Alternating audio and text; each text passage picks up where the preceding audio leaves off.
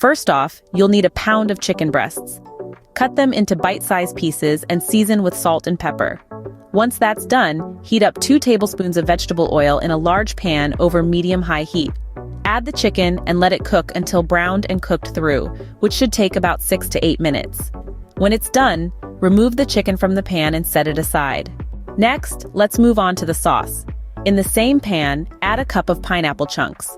Let them cook for 1 to 2 minutes until they start to caramelize. Then, it's time to add half a cup of pineapple juice, a 1/4 cup of soy sauce, a 1/4 cup of honey, 2 tablespoons of brown sugar, 2 cloves of minced garlic, and a teaspoon of fresh grated ginger.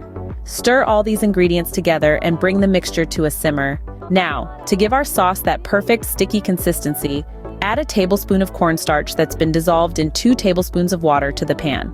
Stir constantly until the sauce thickens, which should take about 2 minutes. Once the sauce is ready, return the cooked chicken to the pan. Toss it around to make sure each piece is evenly coated with the sauce. Let it cook for an additional 2 to 3 minutes, ensuring the chicken is heated through and well coated in the sticky sauce. Finally, it's time to garnish and serve.